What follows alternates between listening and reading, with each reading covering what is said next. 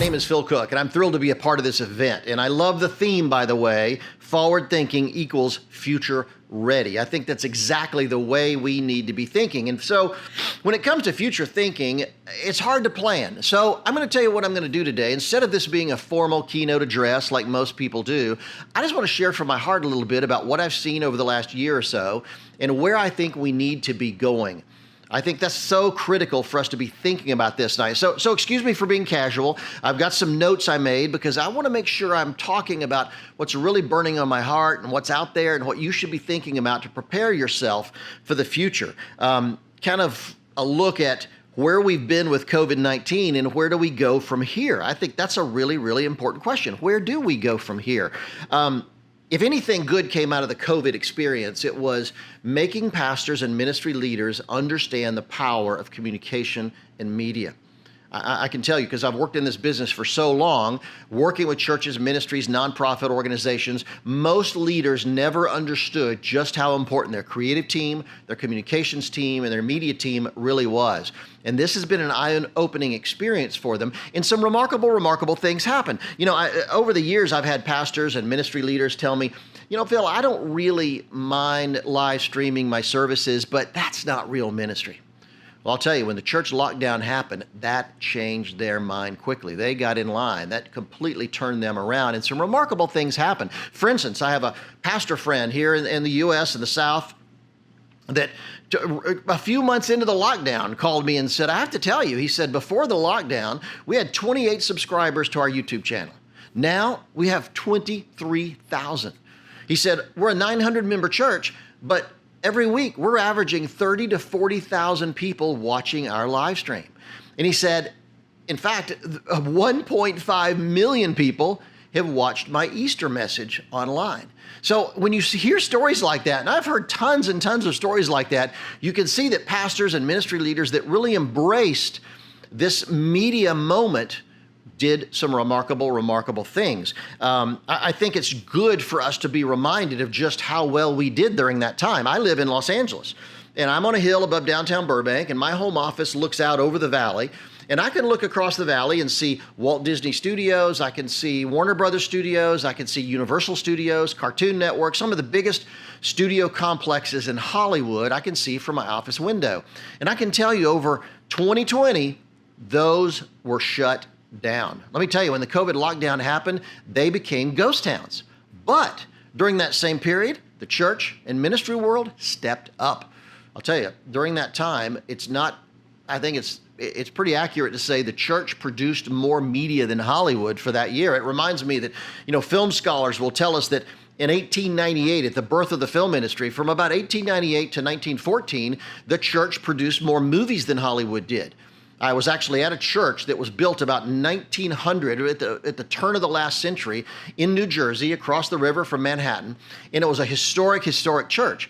And they were doing some renovations in the church, and they blew out the back wall of the sanctuary, and lo and behold, they discovered an ancient 35 millimeter film projector buried in the wall. And they did some research and discovered back about 1900, 1910, 1915, during that era, they would have movie night at the church, and they would bring in people from the community, and as an evangelistic effort, they would show Christian films. And when they kind of went a different direction about 1930, I think it was, and instead of going to the trouble of pulling that giant projector out, they just decided to seal it up in the wall, and nobody knew about it. It was completely forgotten about until we were there about, 15, 20 years ago, and they suddenly opened up that wall and discovered that projector. And it was just a reminder that during incredibly introductory moments of technology, the church has often played the lead. You remember that maybe at the turn of the last century, American Bible Society had more steam-driven presses than any organization in the world. Steam-driven presses were state-of-the-art in the 1800s, and American Bible Society had more of them than anybody else. So when the churches embrace media, remarkable things happen. And I saw that to a great degree happening during that COVID lockdown when the church really stepped up and started producing more media than Hollywood. And it wasn't just the church, it was Christian television stations and networks and radio stations and networks, filmmakers. So the question becomes, after that experience, where do we go? What do we do now? What do we think of next? If we're thinking about the theme forward thinking equals future ready, what do we think of next? Where do we go next, and what should we be thinking about? So I've jotted down about 5 quick things that I've been thinking a lot about lately, and I wanted to share it with you because I think it's the way we should be thinking as we think about emerging from this lockdown and moving into the media world of the future. So get a pencil and paper. I'd encourage you to do that. And here's 5 key things that I think that we need to be considering as we think about where do we go from here. Number 1 is value your creative team. Before that church shut down, most pastors, I would say, really didn't value that designer they had, that website builder, that video person they had on the team. Some of you have big creative teams around you. Others have 1 or 2 people, maybe even a high school volunteer. But the truth is, we've learned through this experience of 2020 to value that creative team. They are the ones that got us through this, and we need to really value who they are. In fact, I would go so far as to say there are hundreds of churches, if not thousands of churches, that are actually still in business today because that creative team, that communications team really stepped up during that shutdown. That's not an exaggeration at all. I think that was what made the difference for so many churches. So number 1, I hope you learn from this point on to value your creative team. Spend time with them. John Maxwell calls it touring the factory floor. Get out there as a leader and go into that designer's room. Sit down, chat with him or her. Talk to your video people. Talk to your website people.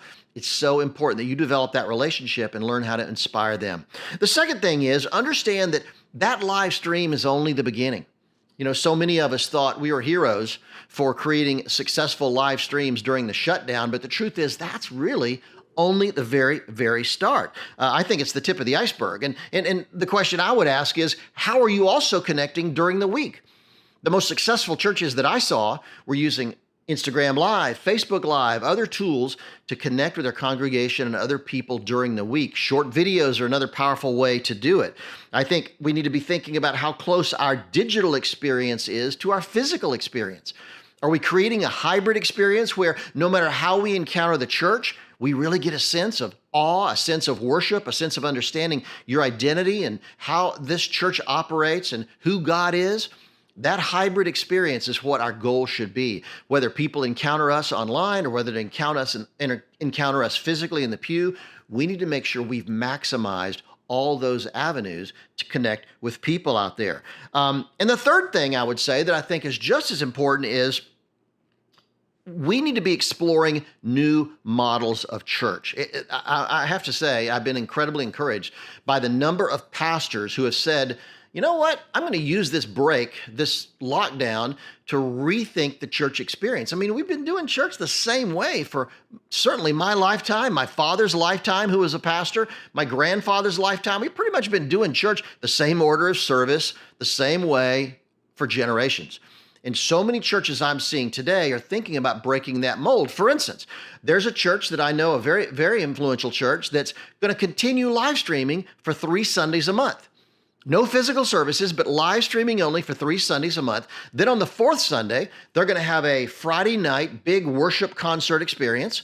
Then on Saturday, they're taking the entire congregation into the streets of their community to make a difference for needy people, homeless people, people that are struggling. Then on Sunday, they're going to have a giant blowout experience, worship experience in the church. So they're going to maximize that 4th Sunday, but they're going to live stream 3 Sundays a week. Now, they're going to have some small group events online, and they're going to still live stream on that Sunday worship experience. So that's a new model. Other pastors I know are kind of following a Catholic daily mass model. In the Catholic Church, for generations, they've had daily mass, a much smaller service every day of the week at a local Catholic church, usually about 7 in the morning.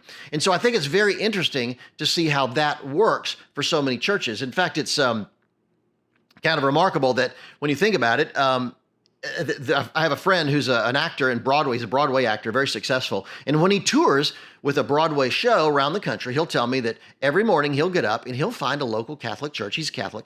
He'll find a local Catholic church and go to their daily mass.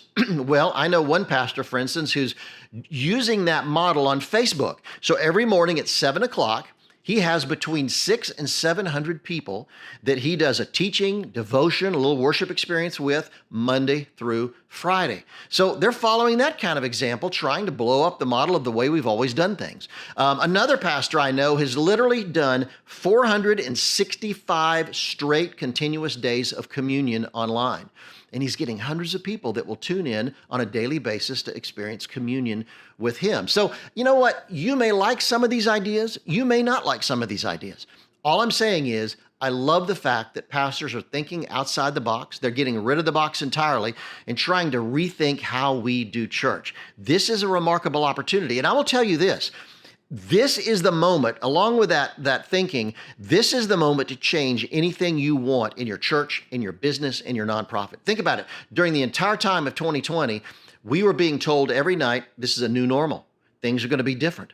Things are going to be changing. Things are not going to be the same way they were, which means people have had pounded into their head the expectation that things are going to change. And I can tell you, I wrote a book years ago called Jolt, Get the Jump on a World That's Constantly Changing. And that book was about how to position people for the accelerating change that's coming, that I believe is coming in our culture.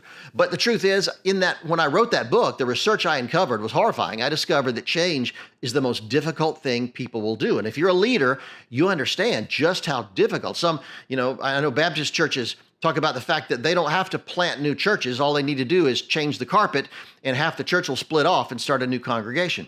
So we just hate change. In fact, one study indicates that open heart surgery patients, within about 2 years of having their open heart surgery, will go back to their old lifestyle. Eating the greasy foods, the smoking, the fried stuff that got them there in the first place. So the threat of death doesn't make people change. However, we're in a unique moment in time where for more than a year, people have had pounded into their head, there's a new normal. So people are actually expecting change. I think this window is going to close soon. But I think if you want to change your order of service, the way you do church, change your leadership team, change your staff, change the color of the sanctuary, whatever it is, whether you're a church, nonprofit, or business, this is the moment to make that change happen. I just think you should embrace that and move forward in this. I think the fourth thing I would want to talk about is it's important as a result of this whole period to learn to lead creative people. We live in an economy today that's a creative economy. It's a media-driven culture, and creatives are going to take the lead in the future. And I just think that as a pastor, sometimes all we see is the congregation out there in front of us, but a creative team can take your message far beyond the walls of your church. A business leader is the same way. A nonprofit leader is the same way. Learn to embrace your creative team and learn to lead them. My friend John Maxwell has been life-changing for generations of leaders with the material and the resources he's created to teach on leadership. However, not many people are teaching on how to lead creative people. I'm focusing a lot more of my work at my blog at philcooke.com on how to lead creative people because I think it's simply so important. And I would encourage you as a leader today, learn to understand your team. Learn to inspire them. I can tell you, creative people aren't the same as accountants. They're not the same as salespeople in a business. The creative team is a little more out there, and sometimes it takes a little encouragement in a different way to connect with them. But I'll tell you, if you can, you will inspire them to do remarkable, remarkable things for you and your message. So definitely take the time this year to learn to lead creative people. The fifth thing I would say is, and kind of in closing and wrapping all this up is, I want us all to really understand just how deep and significant this digital revolution has really been. You know, it's interesting, when we switched from analog to digital a few years ago, we thought it was all about getting a new TV set. But the truth is, it's affected more than we can possibly imagine. You know, Paul, the Apostle Paul, used the technology of his day, which was letters, to really lay the foundation of the church, the early church. Then, in the 1500s, an obscure monk named Martin Luther embraced Gutenberg's printing press to literally give birth to the publishing industry as we know it. That was a remarkable, remarkable thing. Think about that for a moment. He literally gave birth to the publishing industry as we know it. And he changed everything. Well, I'll tell you, most people will acknowledge that the printing press was probably the most significant technology of the last 2,000 years. In fact, in the year 2000, Life magazine did a special issue celebrating the greatest achievements of the last millennium. And it's interesting that number one on that list was Gutenberg printing the Bible. But I'll tell you something, the digital revolution is going to be even more significant because it's impacting education, business, entertainment and media. It's impacting ministry. It's impacting our personal relationships through social media. It's impacting so much more. And I think as leaders, it's time to embrace this. If we really want to be thinking about the future, if we want to be thinking about moving forward successfully, we have to embrace digital technology and understand the difference it can make in our church. I mean, think about it. It was digital technology that allowed my friend Bobby Grunwald to create the YouVersion Bible app that's now been downloaded by nearly 500 million people. It allowed producer Dallas Jenkins to crowdfund this film idea he had on the life of Christ, which resulted in The Chosen, and it's the most successful crowdfunding film ever of all time. And there's so many other things. It's allowed social media to create an environment where one person could launch a movement or a cause that could really impact the entire world.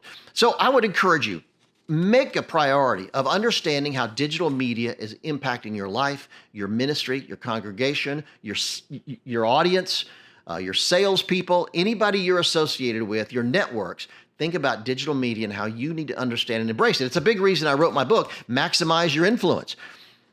I wrote it as a reference because so many pastors, seminary is great for teaching pastors how to preach, how to run a church, how to counsel. They don't teach pastors much about digital media. They don't teach pastors much about how to communicate beyond the four walls of the church. And I wrote Maximize Your Influence to really be a reference.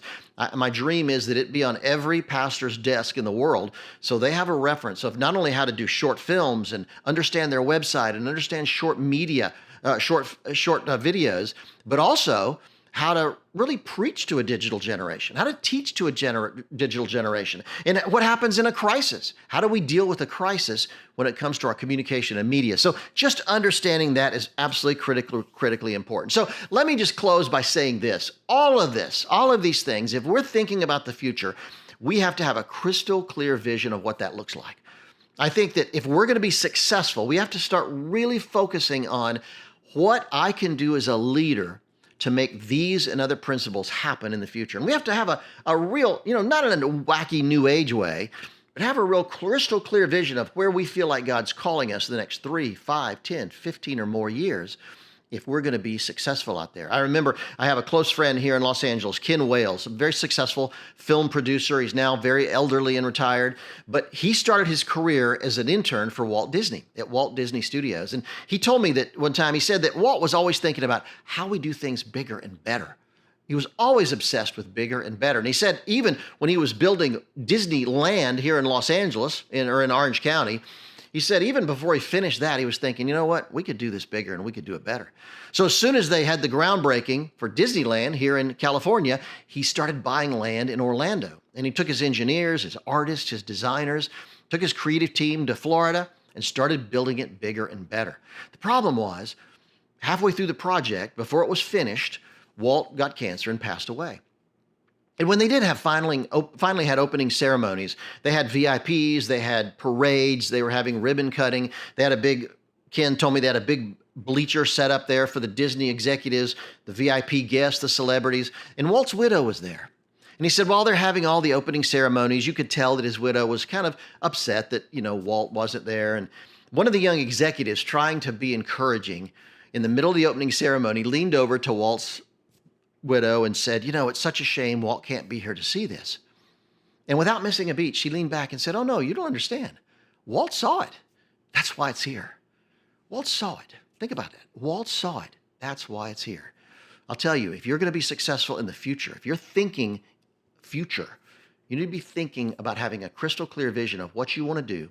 Spend the time to consider it, to think about it, look at the options, and position you, your congregation, your nonprofit, or your business for how God could transform the world because of that vision he's called you to accomplish. How did you love, the session Create? It was an amazing session. I mean, we could feel the presence of God so powerfully. And if you're going to really, really experience this in its fullness, I want you to follow us tomorrow. We're going to show you the experience of the painters themselves.